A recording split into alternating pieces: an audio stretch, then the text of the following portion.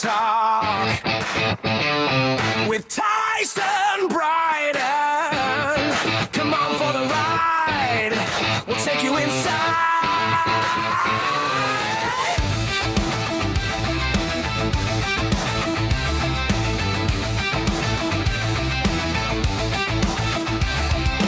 Non-stop rock talk.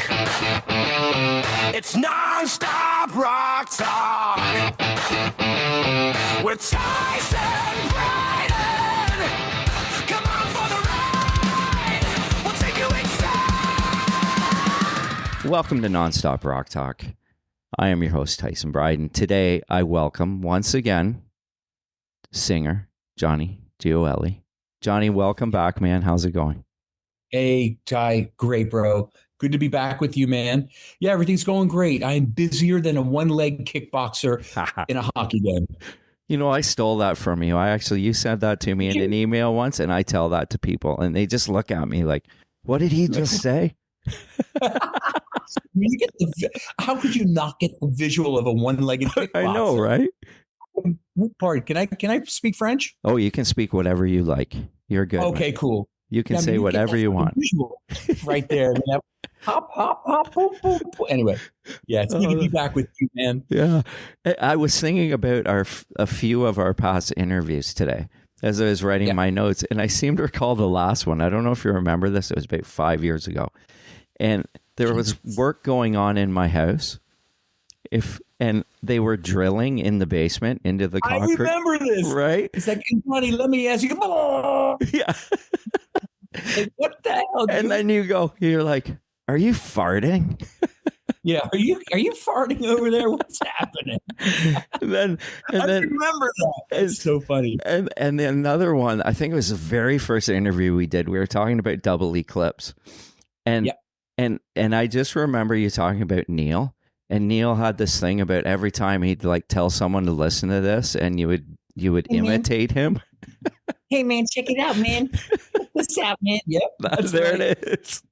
And it's so funny because Neal himself would say, "Hey man, I don't sound like that, man." I'm like, "No, yes you do. You do sound like that, man." Oh man! So we've had some good times. So I'm sure we'll have a few more moments today. I'm just glad that the house is done and I don't have to listen to that noise in the background. Oh, that anymore. was so bad. They were like in the basement because I was actually living upstairs. I was renting that place, and I was and what happened was, I moved. The guy rented it to me, and he made the mistake of going to the city to get permits, and the city came back and said the apartment you have downstairs is illegal. So he had to rip it, and it was all brand new. So he had to rip the whole thing out, and he had already rented it to me. So I was like, he's like, well, the upstairs is vacant, and the upstairs wasn't as good as the downstairs. So I was upstairs for 6 months, and that's what they were doing. They're drilling concrete because they had to make it legal. That's terrible. That poor guy. That guy must have lost every hair in his head. Oh fuck! I felt so bad for him. And then that's terrible. Then after I moved in, I'm like into the basement. Yeah. The foundation was fucked. So I've got all this water coming up into the basement through it was like winter. It was probably around this time, coming up through the flooring. Oh my God. So he had to spend more money because he had to bury it, right? He had to get it fixed. I felt he bought like the money pit. It was like Tom Hanks. Yeah, he should have just put some gasoline in that place and said, "Ty, go for a walk," and then just freaking lit that place up. Yeah, just let me get my guitars, my amps, and my albums out of here. So yes, and my Calvin Klein underwear, and let me get that's right. I gotta have those. Yeah, Ty, that's unbelievable. It's amazing, man. You try to do the right thing. You try to do it right, and try to get the permits and everything, and oh boy. Yeah, the city just said, no, you're done. And he bought it. He had just bought the house with this basement, had just been done. But the people that did it, they wanted to make fast cash. So they didn't go to the city. So he was kind of like, he would call me and he'd be like, man, I wish I never bought this place. That's terrible. What a shame. And he was a young guy. Yeah. He was They're hardcore in Canada, man. Oh yeah. They're hardcore. Yeah, it's crazy. That's terrible. Anyways, let's move on to something better than that. Okay. So, another Hardline album is about to be released. The title is Shout on April 17th. Yep. Now, for those that have followed the band for all these years, the last few albums were released on Frontiers, but this one sees you moving over to Steamhammer, which you have worked with in the past. Yes. Was there a reason for the change? Oh, absolutely. So after Heart, Mind, and Soul, I was at my end with that former record company called Frontiers. And I'm not the type of person, you know me, I don't like to talk badly about anyone, but let's just say that I was frustrated and was looking for a record company, not a record factory. And anyone can put out records. You and I can print and just distribute records. That's easy to do. But I really wanted a record company who I had a history with, number one, who I knew personally. Because look, when you have 120, 130 albums, 108, I don't even know what the hell, how many, I have to go back and count, but thousands of songs, hundreds of albums. I don't have anything to prove. But I absolutely refuse, Ty, to work with assholes. I just simply won't work with assholes. This is, I'm so fortunate that I had an amazing career. I've done very well. I'm so grateful for it. And I'm in a position where I don't have to sacrifice, what I want to do and how I want to act and who I want to play with. Yeah. And so I wanted a company. I approached SPV, Steamhammer Open now. Yeah. And because of my 27-year association with them through Axel, Rudi, Pell. And years ago, and they were so awesome. They declined. They said no to Hardline because they didn't have enough manpower to give us the support. Ah, okay. And I really appreciated that. I cherished that for years. And I waited, and I'd see the CEO, and I know all those guys. And then after Heart, Mind, and Soul, I approached him again. I said, okay, come on, Ali Han, who I've known for 27 years. What do you think about taking on Hardline? I think it's the right fit now for you guys. And he said, now's the time. I said, great. And I got to tell you, man, it's the strongest, from a media perspective already, strongest album I've ever had since Double Eclipse. And it's because their fans, number one, not that Frontiers weren't fans, they were fans, but they were too busy with trying to 20 bands at a time.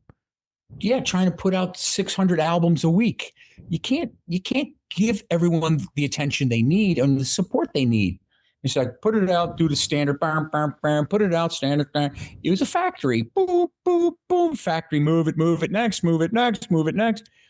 And SPV, I mean, it's been a long time. I can tell you exactly. It's been since 1992 where I've sat with a record company and had a strategy meeting.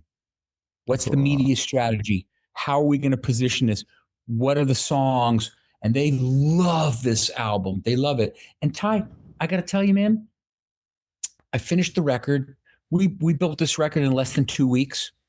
We're so connected as musicians. We know what we want, and it just flows out. Thank God it keeps flowing out. When it stops flowing out, I'm going to Canada. I'm going fishing. You guys have beautiful, beautiful trout Yes, there. Anyway, yeah, we really do. And so we put the whole deal together, the strategy, and they're involved. I mean, I can't believe I get emails every day from the high level.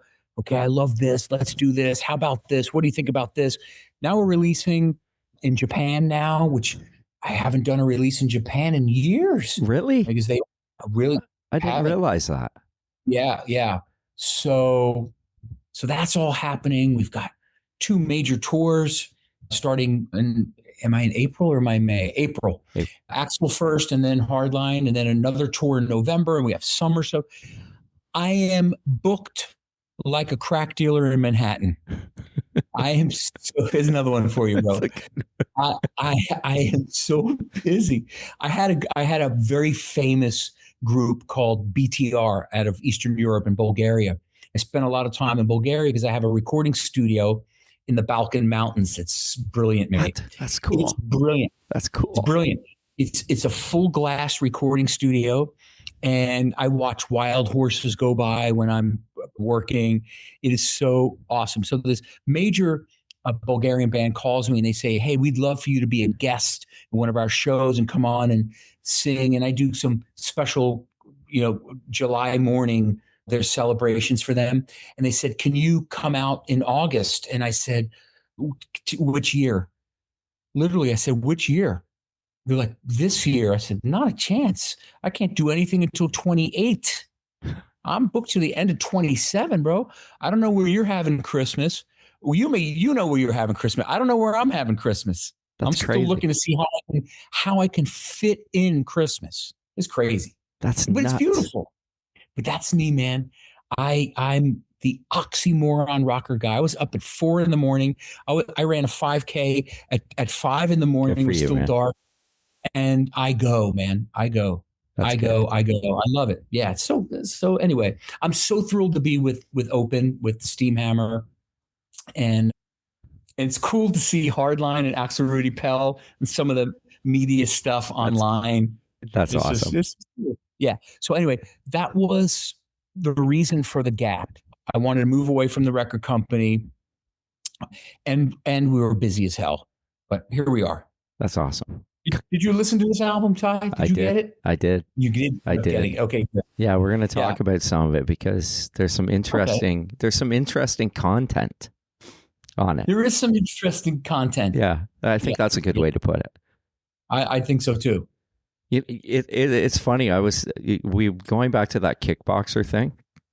Yeah, I was on a flight this weekend, and that's what I was going to say. I was on a flight this weekend. I play, so I flew out northern Ontario to Thunder Bay. I don't know if you've ever heard of Thunder Bay, but it's like yes, of course. It's on Lake Superior, so we flew up there and I watched Kickboxer on the flight. So when you said that, and immediately I was like, Van Damme, Kickboxer. I was like, yeah, I just watched that. That is so wild. Holy shit. Yeah. Yeah, man. I'll try to leave you with a few more before the interview's up. Some new content. The cover of the album looks amazing. Thanks, man. Shout. Yeah. Yeah. So it's a mouth with a bunch of photos, I'm assuming, spewing out of it.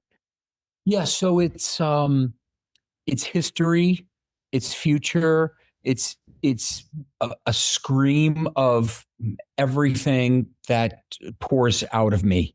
I love really that. That's what it was. That's what it's all about. It's just reliving past stuff and recognizing the future. And if you look closely at the pictures, you'll see some modern shit. You see everything just spewing out of that poor girl's mouth. Well, I can't wait to get the vinyl so I can get a better, because I was looking at it on my phone, right? So when I see it on the vinyl, I can't wait for that. Oh, it's cool. Yeah. And the merchandise is so cool. Yeah. It's a pretty cool concept, I think. And the song's cool. And I don't know. It's just, look, it's Hardline. We're way past trying to, reinvent something. We are who we are. This is what when you get a Hardline album, it sounds like Hardline. It sounds like Hardline. Sounds like Hardline. And we're going to talk about one of the songs on the album that is the cover on the album, which we will talk about. Okay. Now the lead-off single is Rise Up. And again, it sounds like Hardline. And it's in your face. It's loud screaming guitars, which I love. And I actually love how the guitar notes actually flow in the intro. That sounds so cool. Isn't that cool? So having Luke Princiotta, Luca has brought another dimension to the heaviness. And a lot of journalists are comparing it to, everybody always compares every album to Double Eclipse. Yeah, that's okay. But this one, they said, really for them, has a resemblance, a feeling of Double Eclipse, and it's Luca's heavy guitar. Yeah, it has to be that. I don't ever see that correlation. I don't even think about it when I make a record, man. I'm not thinking, we got to do something like Double Eclipse. I can't write that way. I don't write that way. But That was a I long just time write. ago too. That was like A long over fucking time. I 30 was a years baby. ago. My I think my testicles were still growing. I don't know what was happening. I was so young. But yeah, so I think that brought another dimension to the sound, which makes it heavier. But yeah, Rise Up. I'll tell you a little bit about. So you know me, Ty, and I can't write songs about Satan and brimstone and death and fucking flames and horizons and moons and whatever. I just don't write that way, man. I'm this. My personality, as you know, is one of positivity, and I'm a freaking go guy, and I'm always searching for value. I'm always telling people, hey, are you kidding me? You have value. Freaking find it. I need you. The world needs you. You have value. And so that song, Rise Up, is just, it's about that. It's about understanding that you have, everyone has value. Find it and use it. Your voice matters. And I'm sure there was some subconscious political, feeling in there. I'm so disappointed with what's happening in America. It's embarrassing and disgusting. I'm a world traveler. I think I've been the last a year. I can't tell you how many countries, bro. I can't even tell you. And it's embarrassing. Like, I don't want to say, you go into a restaurant like, oh, where are you from? And I'm like, oh, fuck, I got to tell them I'm from America. That's horrible, man. I've never been like that. And I'm like, American. And then people start laughing. Oh. And I'm like, yeah, it's terribly embarrassing. I'm like, well, let me just say it's not the country that I've known in 58 years. So we're not going to talk politics here, but it's embarrassing. But yeah, so Rise Up, I think there's some of that in there. Just like, listen, your voice is important. I love that. One voice. I love that. So, that's cool. Now, the next single will drop on March 20th. And will it? March 20th? That's what it says. That's what the press release says. Okay. Next 20th, March 20th. What song? Well, it's When You Came Into My Life, which... Oh, cool. Which is actually a cover, which was originally done by the Scorpions. Exactly. I was not familiar with this song. So... That's awesome. Yeah. So I looked it up today. And I guess it was on an Unplugged album. And let me tell you, yeah, go ahead, bro. Sorry. No, that's okay. I listened to the both of them back to back, and the one thing I found, I was like, it's so cool that this song sounds like Hardline. It doesn't sound like the Scorpions. You play them back to back, they don't sound the same because you've got the piano in it. The other version's got the guitar. But as soon as your voice is on it and Klaus Mien's voice on it, it's totally two different things, which I thought was amazing. This is a cool story, man. So I'm so glad you said that you never heard it before, because neither did I. Here's what happened. I have my dear friends, they're like family from Norway, because every year I do salmon fishing in Norway. So really? That's cool, man. Oh, yeah. Oh, wow. Upper Namsen in June with the best rivers. They come in from the fjord. Oh, it's brilliant. It's brilliant. It's brilliant. And so my friends were visiting California, and I was visiting my sister. So we all grouped up together. And my friend Bente and her husband Steiner, they said, oh, this is my favorite song, called When You Came Into My Life by the Scorpions. And I said, what? And they played it in the car. And I immediately, I said, I'm redoing that song as a tribute. Because the last album I did, Who Wants to Live Forever for Queen. Right. Yeah, that's right. And I said, I'm doing this song. No one knows this song. This song should be mega. And so I'm glad you said I didn't know the song, because I didn't either, man. And I'm a big Scorpions fan. Me too. I didn't know it. Me too. Yeah. I was like, what is this song? And some journalists are contacting me, and they're like, "Oh man, I love the song you wrote when you came into my life." I'm like, sorry, didn't write it. I didn't write that one. Wish I did, but I didn't. You know what was funny when I listened to the Scorpions version? I thought it would be their version is amazing, but I thought it would make a great James Bond song. Yeah, I can see that.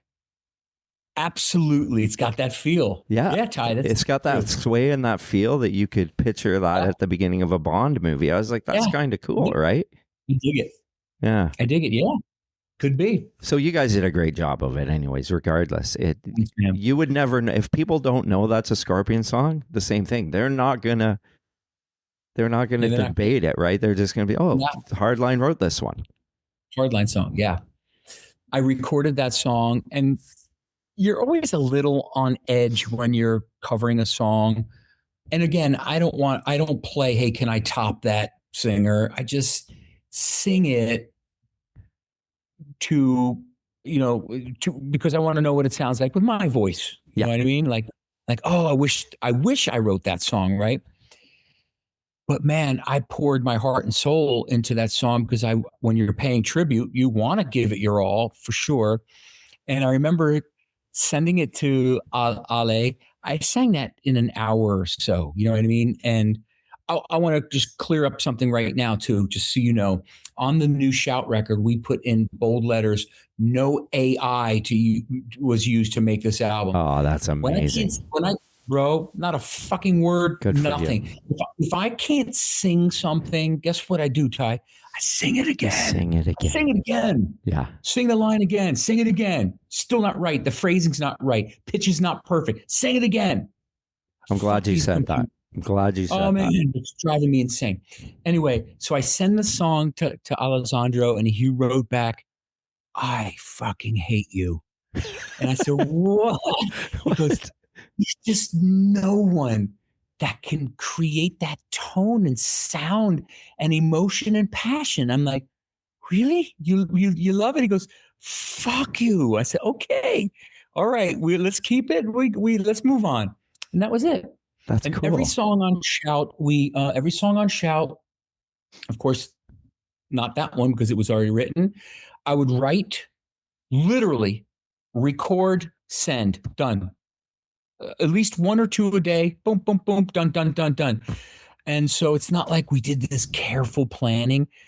Songwriting, man. We had a bunch of music, little pieces. They'd send them to me, and I'd be inspired. I'm like, oh, I hear it. Shit. Okay. And at the end of the day, they had a song. Wow. I send it back. That's how we make the album. So I mean, if someone came to us, if SPV said, I'll never be Steamhammer open. Yeah. If they came and said, you guys write a record for us next week, it'd be done. It's not like for us, it's just such an amazing chemistry, bro. We could just crank the shit out. That's awesome. But anyway, yeah. I love that.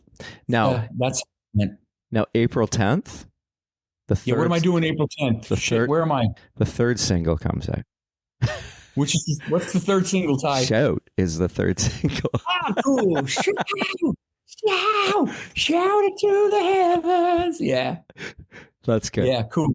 Killer song. Cool. Great lead-off track. I don't know where I will be, but I will be knee-deep in tour in Europe on the 10th. So, yeah, we'll see. Yeah, it's a cool song.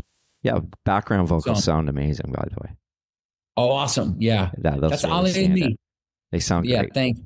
That's Ali. Ali's the king of backgrounds, man. That guy, he's just so brilliant on how he layers. So cool. I can't wait to put it on my turntable. Because the streaming thing's it's streaming. It's compressed. And, no. You know what I mean? Put that needle on and play it. So great. So great. So great. Do you have a vinyl collection, bro? You have a good vinyl collection? I have a huge vinyl collection. Oh, I hate you. I have nothing. I have your solo album on vinyl. You've got I don't even think I do, honestly. Yeah. And then I've got I got a few of the Hardline albums on vinyl. Okay, good. Hang on to those things in case I need them. No, I'm just kidding. That's okay. Yeah, you want to borrow? You can borrow. I'm good, man. So it's I'm a weird. You're a what? Sorry. Go ahead. No, go ahead. No, I was just saying I'm a weird writer, man. I've never collected. I never had a record collection ever. Really? I'm addicted to it, I think. Like, Okay. it was that way with CDs, and I had like 2,000 CDs. I just sold a ton of them off last year. Anything that I had on vinyl, I was like, you know what, I had to, because there's nowhere to put everything. So, you're the Ferdy of Axel Rudi Pell band. Ferdy has, I think now, 30 or 40,000 CDs in his CD. Wow, yeah. man. Yes.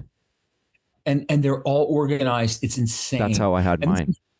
This is one of the sloppiest humans I've ever met in my life. But his CDs are all in order, and all his walls in the house are all CDs. Every wall is just.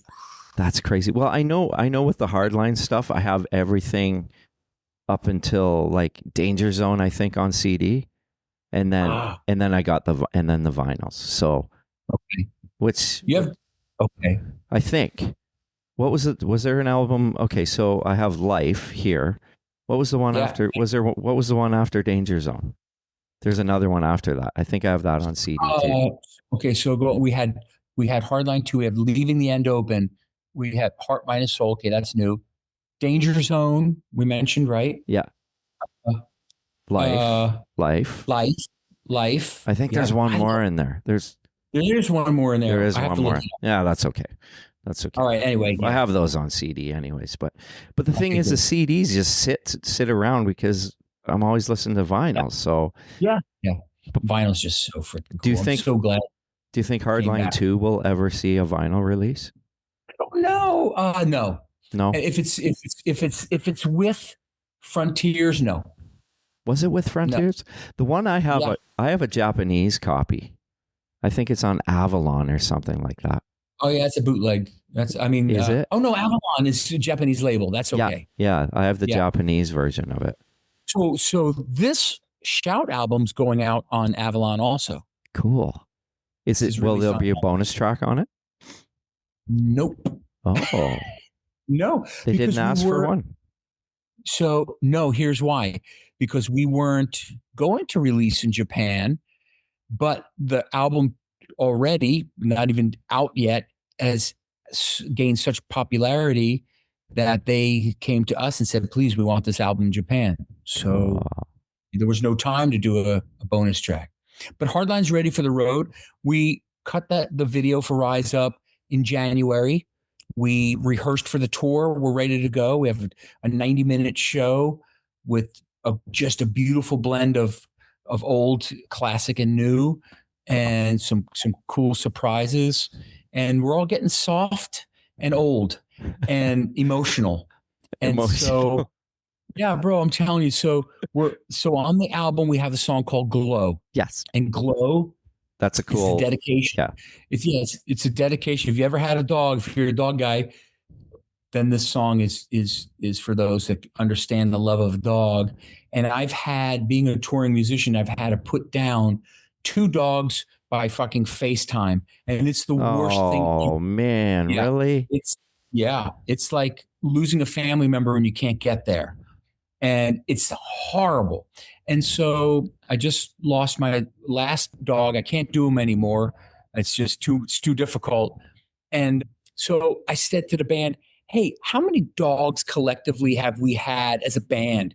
And it's over 22 dogs. That's crazy. In our lifetime. So I said, I want to dedicate Glow to our dogs. We literally, on the vinyl and on the booklet, we list every single dog. And it's so funny, like, hey, the record company said, can you give us special thanks? I'm like, okay, yeah, thanks to everyone. But we want to dedicate this album to Snoopy, to Bambi, to this, and we go through. That's awesome. That's so cool. I said, what the fuck's happened to us? We're all freaking getting soft.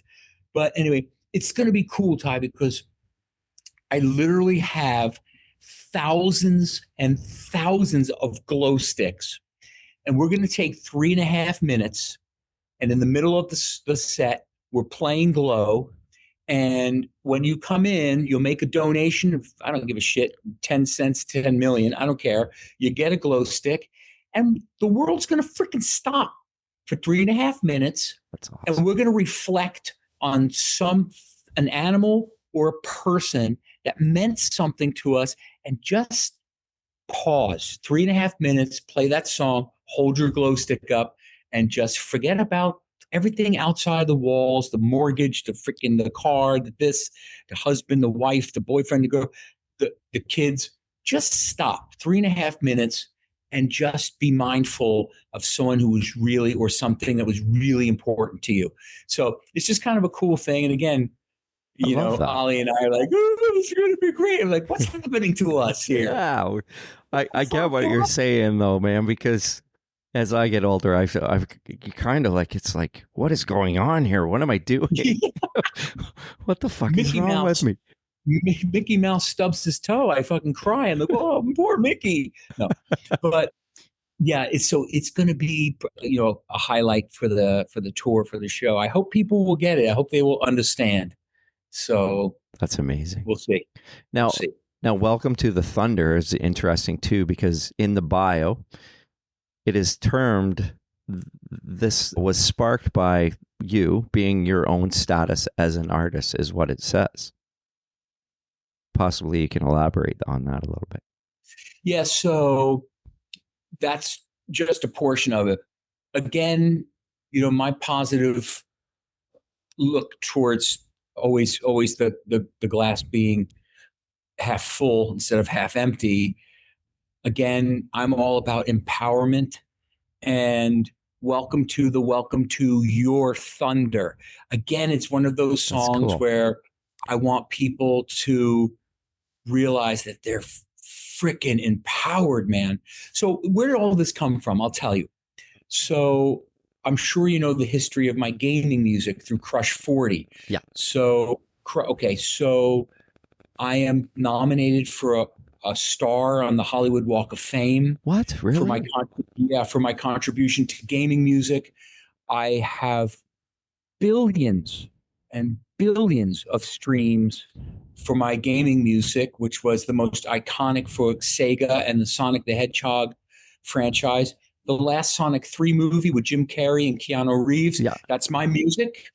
And yeah, that's me. Cool. And a lot of the fan base, a majority of the fan base are quite autistic, and some severe and some slight and everything in between. And I'm an ambassador for a company called Popcorn for the People, and we employ all autistic people and disabled. And if you That's amazing, man. And you can, we have people who just put 2 pieces of popcorn in a sample bag. That's full value for them. Yep. And so I'm always about finding and finding your power. So that's where that song came from. It's all my interaction with these kids, anyone under 58's a kid.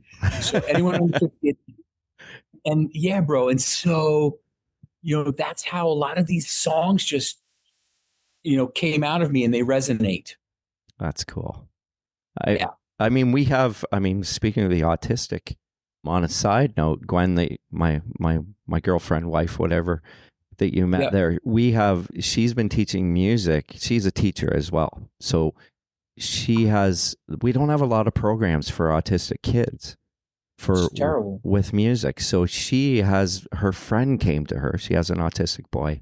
He's in grade 1, and he comes every Monday, and she works with him, and it's unbelievable. And then some other people heard about it, and now we have music here on Monday and Tuesday.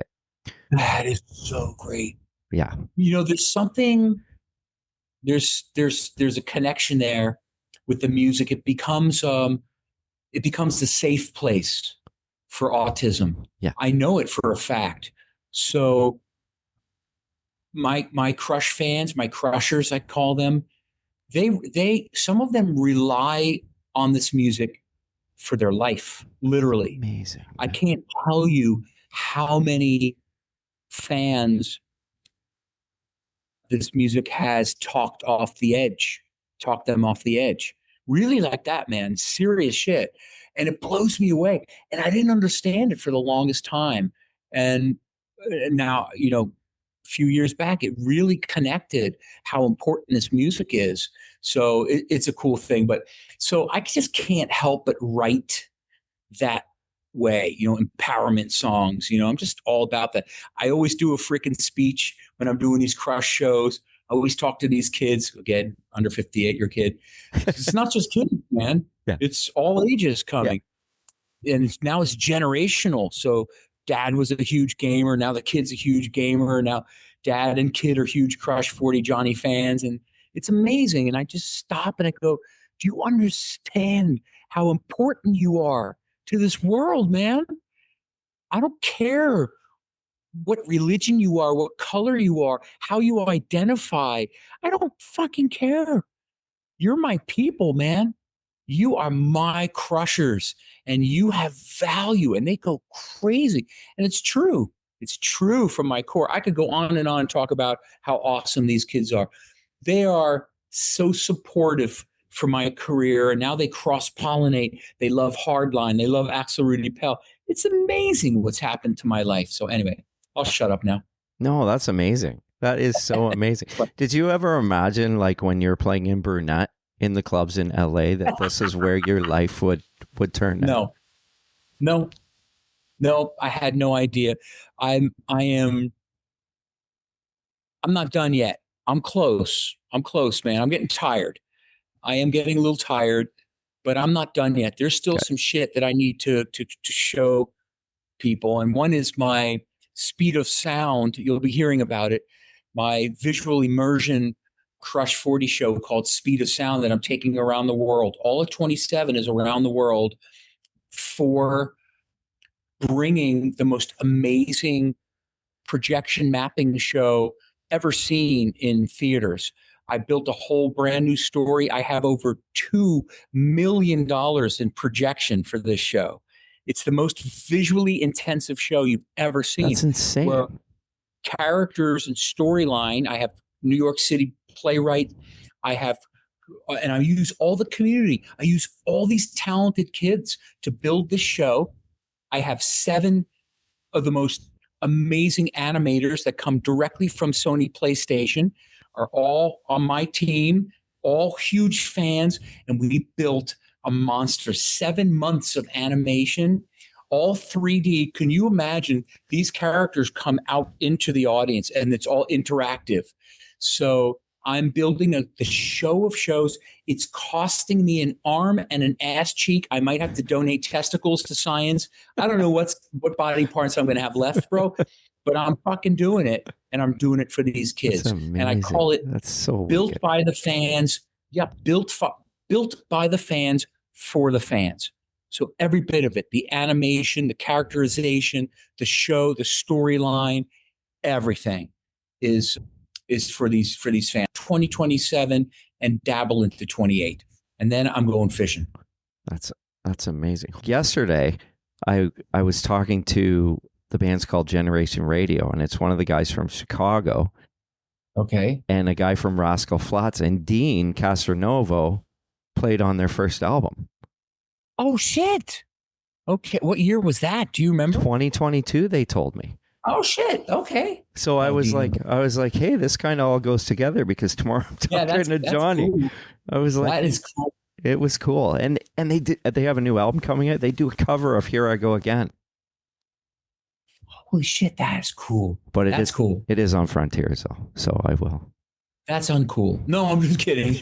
That's good.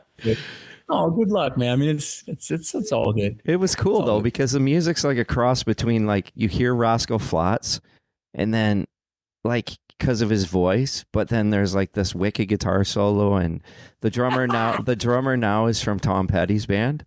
So that Jesus. So I asked that question. Question. I said, "What's it like going from Dean Castronovo, who's a monster, to a guy from Tom Petty?" I was like, to me, that was a huge contrast.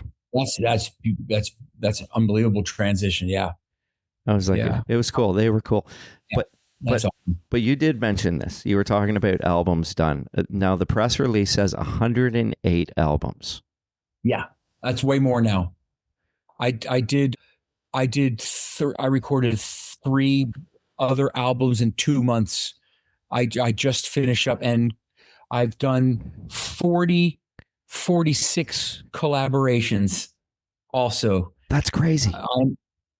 I'm a working fucking beast. I love it. I write songs on airplanes, but people that are near me think I'm fucking nuts. I'm singing into this thing. I get ideas, and I work with kids. Again, here I go with my kids. I work with people all around the world, and they send me pieces of music and they want to collab, and they're like, I'm not a lyricist. I don't do melody, but here's the idea for music. And I hear it and I start singing into my iPhone. That's brilliant, man. And then I hit the studio. Yeah. It's just madness. Yeah. So 46 or 48, I was with a friend. I was counting, and we couldn't quite, I think it was 46 collaborations. Anyway. Well, the question I had, and this is kind of a funny one, it's a lot of words to remember. Of all that material, how much of it would you be able to sing on the spot? Fucking probably none, bro. I won't lie to you ever. I won't lie to anyone. I am a full teleprompter guy. I have such fear. You know, it's like us trying to learn another language when you're older. You're just so fearful. Like, I can't do this. I can't speak French. I can't speak Italian. I'm fearful. So I always have a teleprompter system. Really? Eh? Always. Especially with the Axel shit. Because the Axel shit, because he knows it too, because I make fun of it. It's all wizards and dragons. And every song is wizards and dragons and moons and horizons and seas, the seven seas and shit. So I'm like, I can't. They're all the same for me. Yeah. And I'm like, I can't do this. But anyway, I think so for the Hardline show, Hot Cherry. No problem. If the teleprompter were to fizzle out, and it has, no problem. Dr. Love, all those songs, I got it. Rhythm from a Red Car. Here we go, baby, taking a turn for the better. I mean, I got it. Yeah. Although that was the second verse. That's okay. I mean, First, like lightning, I got it. Hit like lightning. But you know what I mean? I'd be okay. Axel stuff, no way. Crush 40 stuff, I'm okay. So it's just the Axel stuff scares me because it's just so many.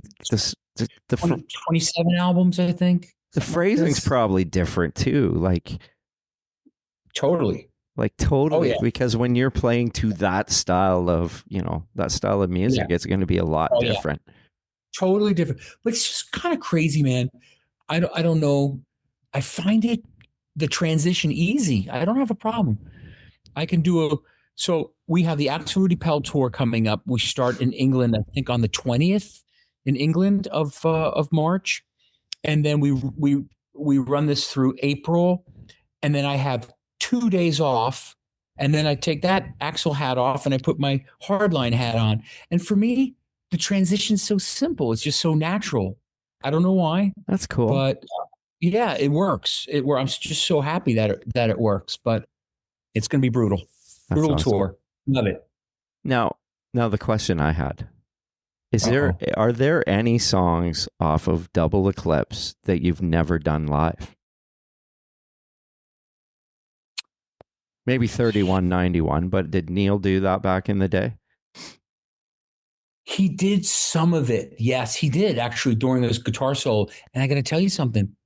Luca is doing some of it on this tour. Cool. Yeah, it's going to be cool. He's doing amazing. Yep. I'm trying to think if we did. So when Hardline was released in 92 and we started touring immediately. I mean, we were touring with Van Halen before the album even came out. But that's crazy. Yeah, before it even came out. So we didn't have enough material. So we had our Hardline album. Yeah. That was it. So we did some bluesy shit, for fun. But I'm pretty tired. I think we did damn near every freaking song. Did you do the Japanese track live? Lovely. No, we didn't, bro. You're right. Yeah. We didn't. We did not do it. Good call. You know more than me. No, Love Leads the Way. Love Leads the Way, yeah. Great song. What a great song. One of my favorite Hardline songs, believe it or not.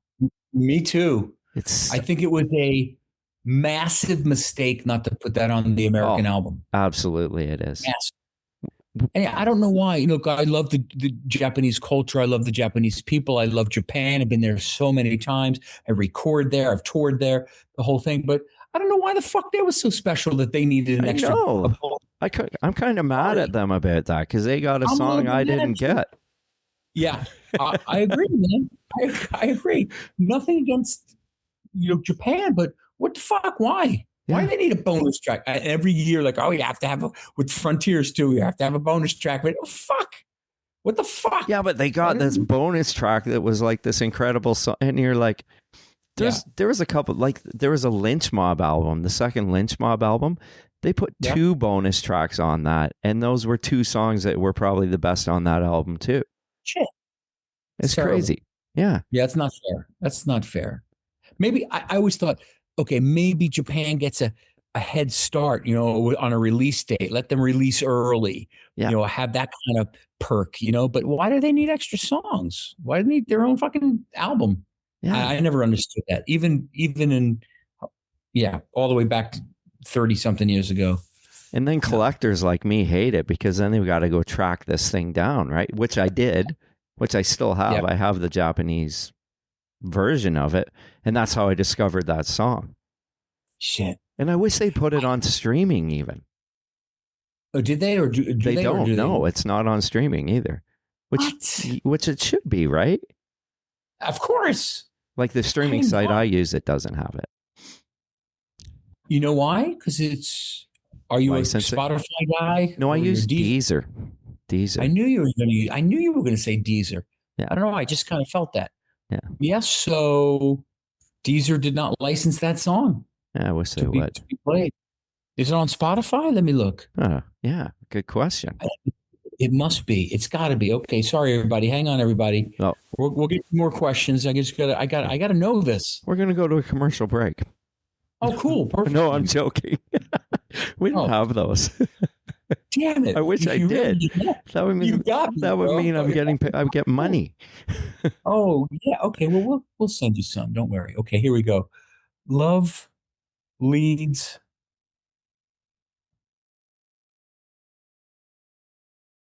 Why is my iPhone so fucking? Oh, you're good. So interesting. So I did a remake of it. Yeah, you did. Oh, yeah.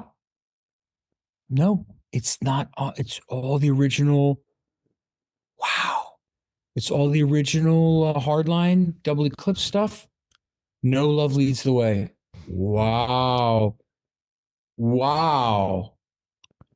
Yeah. That's crazy. It is crazy, right? Because they own it. They own the master rights to that song in Japan, and they just don't put it up there. And I'm sure because you know what, those 2 Lynch Mob songs that I mentioned, Elektra did a thing on where they released like some kind of greatest hits, and they put those 2 songs on it, and they're available on streaming. Yeah, it's crazy. Okay. Mine's not. That's crazy. So, which brings me to the next point. We talked about this last time. The vinyl that you had talked about that you were hoping to re-release, and you were going to put that song on it. But they beat you to it? How did that all? Because I have it right here. Yeah, that was shitty. So here's what happened. And oh man, I was livid. I figured you were because you and I had discussed it and you were excited. Livid. Oh, I was pumped because I was going to give the fans the unreleased Hardline Double Eclipse tracks. Yeah. Face the Night. I mean, we had some great songs. They're still sitting in the vault. They're unmixed in the vault in California. When Universal MCA had a big fire in their vault, luckily Hardline masters were not in that fire. Thank God. They survived, which is great. But yeah, so what happened was the licensing person I was working with left the company mid that deal, gave me that deal. It's I wrote this shit. But they own it, you know what I mean? Yeah. So I have to license it, right? And mid-deal left, a new guy came in and had his buddies and just wouldn't license it to me. I'm like, dude, that's my fucking album. No, would not license it to me. That's fucking bullshit. There was something going on there. And if you notice, because you're a collector, the coloring's wrong. Yep, the coloring. They didn't remaster that album. That's just I was going to ask you that. I figured they didn't remaster it. They didn't remaster. They just added some bullshit and made it a red album, and it doesn't sound right. It's terrible. So I put out a post, and I said, listen, as far as I'm concerned, this is not a reissue. This is a bootleg. This is crap. This sounds like shit. Don't waste your money. I'm sorry. It didn't sound as I expected it to sound. No. And I had nothing to do with this. And I hurt them a little bit. But I'm sorry. You guys are my fans. You're my people. And I don't want you to buy something that just didn't represent the quality of the original master. I mean, if you're gonna put out a reissue, it needs to sound better than the original. That's right. Yes. It's not fucking worse. And it certainly shouldn't look worse. The coloring's wrong. It's all fucking wrong. Okay. I'm going down a rabbit hole. No, you're okay, because you know what? This is honest, and I feel the same way about it when I got it, because I was so excited. But in my mind, I'm thinking, okay, Real Gone Music's put what is going on? Because Johnny had told me he was going to release it and there's going to be these tracks on it, and that's what I had been waiting for. And then this, I had the licensing. It was my deal, and they just took it away from me when the new guy came in. It was my deal. I was working with Frontiers. We were building not just an album. We were building a box. We were building a box set. It would have had all kinds of collector stuff in there. Never seen photos. All kinds of shit. And we were going back into the studio, and we were remixing, and we were remastering. I mean, it's a shame. So here's the good news. The good news is that we now have filed for we now own the copyright back away from the record company. Oh, good. We own our copyrights again. It's after 30 years that comes back to the artist. So we just filed for that, and so then things are going to change. So you may get to do what you want with it then? Yeah. And I think it could possibly work with the timing of a potential reunion with the original guys. So I think you know where I'm going here, Ty. So it'd be a perfect hand-in-hand thing. We do the correct box, and then we go out and play some massive shows with the original lineup, and it'll just be a whole shitload of fun. And then I'm going to Canada. I'm going to probably become a resident there because I don't want to be in America. And then I will go fishing with you. That'd be awesome. That'd be great. Okay, cool. Let's do that. That'd be great. All right. Good plan. You know what? That I love that. You're talking about this box set. Slaughter did 2 of those box sets for The Wildlife and Fear No Evil. Yep. I'm talking about the remastering. I guess Mark and Dana Strum went in, and the job they did on those remasters was unbelievable. Top notch. That's the way it should be, right? That's the way it should be. Those guys, especially, Dana, being a real heavy duty production guy, that is him to the core. That is him. Those guys, they do it right. They absolutely do it right. Yeah. Sorry, my phone's going to die, so I'm going to plug in. Oh, you're good. You're good. Yeah, they do it. They do it right. I'm glad to hear that. Yeah, that Hardline reissue thing is a clusterfuck. Terrible. Even the Van Halen reissues, the Sammy stuff.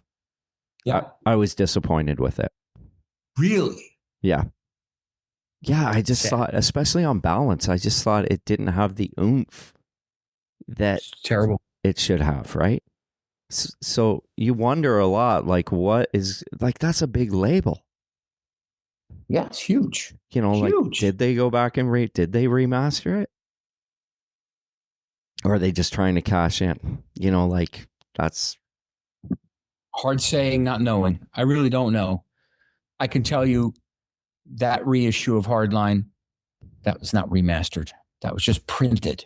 That's horrible. Just printed. That's horrible. They took one album. They took the original Double Eclipse album, and they just made copies of it. They just copied it. So what? They would have just taken it off the DAT, probably. Is that what? Yeah. Right. Yeah, they exactly. They used a CD or they used a, a vinyl or whatever, and they just made a copy. Just like remember those old cassette copy things? You put your master copy and you put your other cassette. That's all they did. It's bullshit. And that's why I was so when I listened to it and I'm going, I was waiting for this pop, this like, you know what I mean? This big, the way it sounds. It just wasn't there. Ty, when we mastered Bob Ludwig, I don't know if you know the name. Bob yeah, Ludwig. yeah.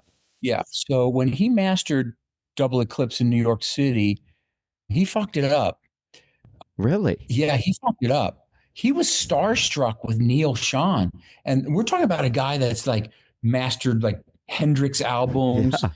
And Neal kept saying, add more bottom. And I watched my voice slowly disappear. You can fuck up an album. You can fuck up an album 100% in mastering. If you choose, you embellish some add more frequencies, and you lose others. And Tony Phillips, I'll never forget it. He was flipping out. It's like, no, English guy. Tony Phillips engineered that album, and he had just finished Seal. Do you remember Man Decides? Yeah. Seal's like. Remember that sound? Yeah. That was Tony Phillips. And Seal's voice right there. That was my voice, man, right in front. And now if you go back and you listen to Double Eclipse, my voice is kind of it's kind of back there. I'm gonna have That's to listen because to that. Bob Ludwig just added so much bottom and it sucked the life out of the vocals.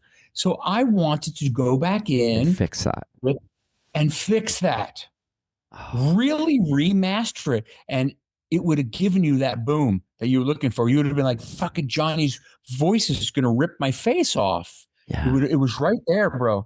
And it disappeared. But the guitars rip your face off. Exactly right. Because he loved Neal Schon so much. So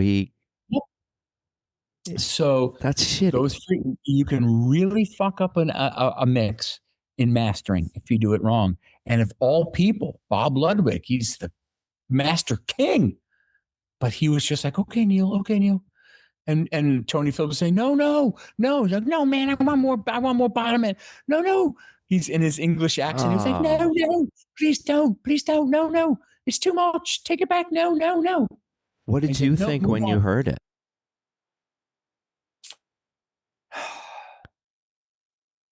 So I'm in my young 20s. I'm staying at the Plaza Hotel. I'm working with Bob Ludwig. I have Tony Phillips from Seal. I have Neal Schon next to me. I was quiet. Yeah. What am I going to say? This is fucked up. I mean, I was just. You knew how it sounded in the studio, though. When you're hearing playback, you knew what it sounded like. Did it sound different to you? Yes, but I was still a rookie, and I just had to be careful. Yeah. And my glimmer of hope was knowing how compression is used on radio. So, okay, remember, so we didn't have all the streaming shit, right? Yeah. But I knew that the compression of radio will probably bring that vocal pump out a little bit. So I was relying on that. Yeah. But I knew it was fucked. Really? I knew it was fucked. I just couldn't say anything, man. I was a rookie. I mean, it's still an amazing album, regardless of that. But it is. Thank you, bro. It is. But when you know, like, you know how they always say, like, those 5 albums you would take on an island. That is one of those ones that I could probably not go without ever listening to again if I was stuck on an island, right? Well, it does float, so in case you need it, you could just hang on to it in the water. It's my life jacket. Do I die or do I keep it? I don't want to ruin this. Oh, fuck it, man. We got to remaster it. Just use it. Yeah. I'll use that one now. I mean, this might become this one could become a coaster, right? What? Yeah, that's a freaking unmastered frisbee. That's terrible. But how many do they do that to everybody's albums? Everything that they're re-releasing? I wonder. I don't know that company. That's some French company or something. I don't know that company who released that. I don't know them. Like they did like the first Harem Scarum album, which is an amazing album. I don't know if you're familiar with Harem Scarum. They're actually I am. They're actually I live outside of Toronto in a town called Oshawa. And they are from here, like from this town. Oh shit. That's so freaking cool. Yeah. Yeah, no, I know the name, but I wouldn't be able to connect any songs. They're like the melodic, like that's cool. No, that's a good band. I remember it's a really good band. Yeah. Really killer guitar player. Pete Lesperance is just a crazy guitar player. Yeah. So but I don't know. So I can't speak for who or what did what. All I know is just a clusterfuck. It's just wrong. And I don't want people to buy it. I'm like, don't buy this. This is wrong. I didn't see that. I didn't see your I didn't see your post. I posted the shit out of it. And I'm like, this is not correct. Don't buy this. Sorry. Yeah, it should say buyer beware on the sticker. It shouldn't be a hype sticker that says Hot Sherry US Vinyl Debut. Fuck. Unbelievable. Well, you know what? I always say this, desperate people do desperate things. And so whatever. But in a month, I'll have the new Shout vinyl to put on. So I'll get to the real deal, bro. The real deal, to crank the shit out of that. So crank the shit out of it and mastered correctly. It's good. It's good. Yeah. As a matter of fact, I think the vocals might be a little too loud on this album. I can't believe I'm saying that. Oh, can you imagine a singer saying that? But I think it might be I might have made a little mistake, and I think they might be a little too loud. But we'll see. You tell me. I mean, this is amazing. Even having a conversation of the fact that the original band may get back together. That there's a possibility. So Journey's out there now. They're working like beasts, and apparently this is going to be the final tour. And they're going to ride off into the sunset on golden horses. I don't know, whatever. And then, so we've been talking. I talked to Dean. Dean talked to Neal. We communicate here and there. And the word is always like, well, let's see. Let us finish Journey first, and then we'll just kind of see where we're at. I go, you guys, come on. None of us, we don't need money. It's not about the needing. We got to do this. Money's not an issue thing. It's let's give the people the show. Let's show them that we're old bastards now, but we can still do this. I can still sing this stuff. Neal can still play it. Dean can still crank. We can do it. Let's just relive that. It would be so cool because the band was so short lived, really. Yeah. So a lot of us never got to see it. Right, exactly. So it's like for me to be even talking about this, the fact that this could potentially happen, even if it was the M3 festival or something like that. You know what I mean? In a heartbeat, I would do it. Ty, I'm going to tell you, I love my current Hardline band. Don't get me wrong. I love my guys. Yeah. But I'm going to tell you that original Hardline lineup was a nuclear explosion, man. Every night. It was perfection. It was power beyond belief. I can recall one time we were playing Wembley. We were on tour with Extreme, and we were playing Wembley, which was sold out 2 nights in a row. Blew my mind. Yeah. And I was backstage, and it was just Hardline and Extreme. That's it. 2 bands. And Brian May was there, and we all kinds of big stars. It was just so awesome. But Roger Daltrey was there. It's a funny story. My wife goes, "Oh my God, look at that guy over there. He thinks he's Roger Daltrey." And I said, "Honey, that is Roger Daltrey." Come on, really? Yeah. Next time coming back, and everybody's backstage. We had our own chefs and shit. Rock star shit. We had our own ovens and everything. Extreme wanted things cooked a certain way and blah, blah, blah. And, my wife's sitting there. Was she my wife at that time? No, she wasn't. She was my girlfriend at the time. And she's just sitting with Brian May and a bunch of other people just talking. And I'm just in my 20s, bro. I'm like, it's fucking Brian May. It's Brian May. Yeah. That's fucking Brian May. and it just blew me away. Okay, where was I going with that? See what happens when you get old? No, we are just talking about the tour and you guys playing. I mean, oh yeah, so I remember being backstage, and then it was our time to sound check, and Dr. Love starts, and I was late. I was doing something backstage, and hey, bud, that's what's up, dude? That's my son. That's a big dude, man. He kick someone's ass. He's at the gym 2 hours a day. God bless him. Yeah. So, yeah, and I remember the band starting, Ty, and I just fucking haul ass. I run through the hall backstage.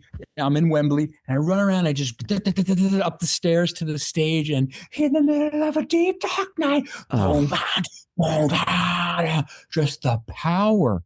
And I never forget that feeling. Like, fuck, what power, the confidence. You never worried about a bad note, a bad drum hit. Perfection. Yeah. It's just amazing. I mean, amazing. Just that lineup at Hardline and Extreme together. Like Gwen and I saw Extreme a year and a half ago. They came up to one of our casinos. Oh, cool. Oh my God. Those guys still, they were amazing. Yeah, they're so talented. They were so good. But I can't imagine that Hardline and Extreme together. That was, I mean, that's great. That's like a dream concert for me. Yeah, it was it was a lot of fun, man. It was a lot of power. The people got a good value for their money for that show. Wow. That's for sure. How long did that tour go on for? How long did you actually tour with them? So we did the entire UK, man. That's cool. So I think that was a couple of months out there. We did Belfast. I never forget, with a big conflict in Belfast in Northern Ireland. We played arena surrounded by machine guns. That's crazy. It was weird, man. We drove our buses into the venue. We did our show and drove out and get the fuck out of there. Yeah, we were everywhere. Northern Ireland, we were in Scotland. We did all the UK, Bournemouth, Birmingham, London, you name it. We were to Manchester. And that was probably your first time over there, was it? First time playing over there? I went over there for a promotional tour, but yes. So could you imagine a young kid in his 20s, and my first shows at Wembley sold out? Yeah. But I was ready, man. I wasn't afraid of any. I couldn't wait to get on that stage to show people what we did and how we sounded. I was never nervous. Well, I mean, never. I think back even in Canada, I knew who Burnett was. You knew what, bro? I knew who Burnett was in Canada. That's crazy. Because you guys were in magazines. So we're because Metal Edge and stuff like Metal that. Edge. Right. Sure. Hit Creator Circus, all that shit. Yeah. So we're like, who is this Burnett? And then all of a sudden you find out that you two guys had started Hardline. Yeah, exactly. I mean, at that point, when you're doing that and you're over in Europe, were you regretting the fact that you actually went with Neal and didn't do the Nelson thing? No, not at all.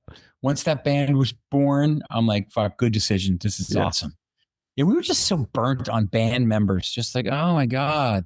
Yeah. But because they were just not, those members were not at the level musically and not at the level of drive to, and you still have that drive. Oh, bro.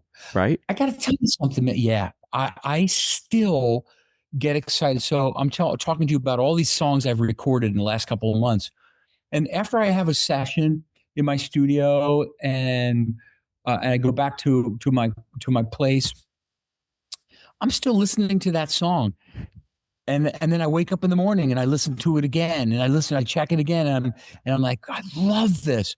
No, I'm still as excited creating a song now at nearly 50, fuck, I wish, nearly 60 years old as I was in my 20s. I love it, man. That's amazing.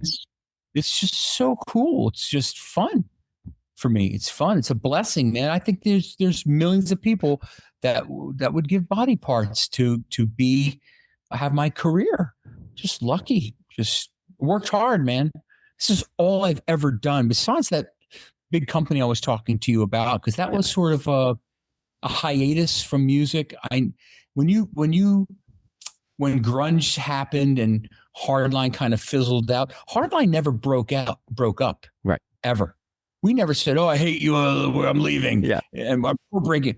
It's just like, "Oh, fuck, I got a Ferrari payment, man. I got to get to work." Yeah. You know what I mean? It's just Yeah, I hear you. We had to move on. Yeah. And yeah, man. I mean, when I got back into it again and it resurfaced, no, I was just I love making music, man. I just love it. And I just say is, and I'm always amazed, honestly, that it's a gift. It's a gift, and I have to use the gift. And when nothing comes out anymore, then I'm done, bro. Yeah, and But the ideas, I write, I sing, and just let it happen. Don't think about it. I mean, I was telling you about me flying out last weekend. Like I'm a guitar player, but I'm in a tribute band. Yeah. So we do Bon Jovi. Aha. Cool. I love it. So anyways, I don't know how you feel about tribute bands, but regardless, it doesn't matter. I love it. So, why not? I love it. But that, like, I have a full-time job as well, but that playing music is, if I could have done it full-time, I would have done it full-time. It just didn't work out that way. And I am grateful every day that I get to go and I get to fly somewhere and play and get to play for people. Yeah. It's the best. It's, besides that company, it's all I've ever known since I'm 8 years old, bro. Professional at 11. I don't know anything else. I couldn't work for anyone. I'd last 30 minutes. I'd tell someone, go fuck off if they told me if I had to do something. I know. I'm like a guy in jail being rehabbed and being put out back into society. I wouldn't know how to live with a job. I don't know what I don't know what that means.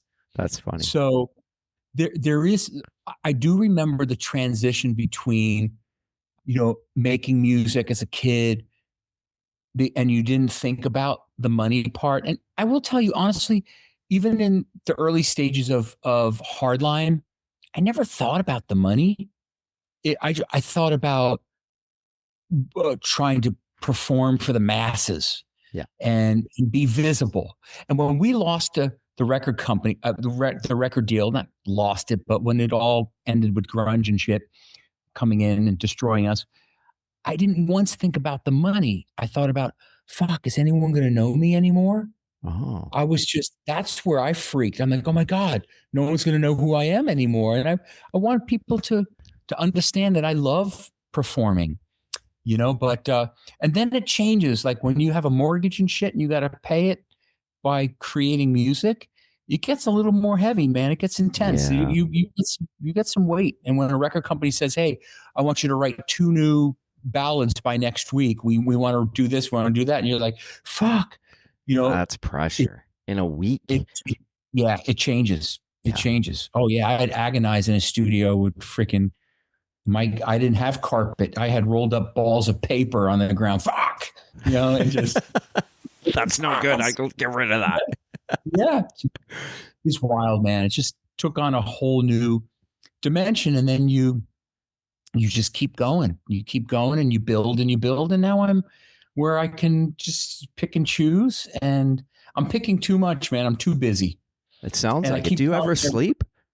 You must never sleep. I'm a pretty good sleeper, bro. Oh, that's good. I do. So like it's what time is it here? It's 7 p.m. here. I'm 7 and in about an hour, bro, I'm going to start getting tired and I'm going to check the fuck out at around 9 because I'm going to be up at 3:34 in the morning. Yeah. That's my deal, man. I want to be up. I want to watch that sun come up. I'm up at 5. So I'm usually up at 5. Okay. So yeah, okay. That's early. Yeah. Yeah, that's early. But I sleep. I just power through the day, man. Good. I don't stop.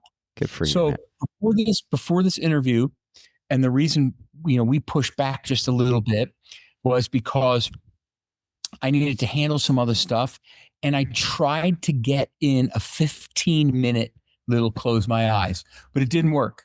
I didn't even have time for that, but that was kind of the plan. All right, this, 15 minutes, set an alarm, wake up, and now tie. Let's go. Well, thank you.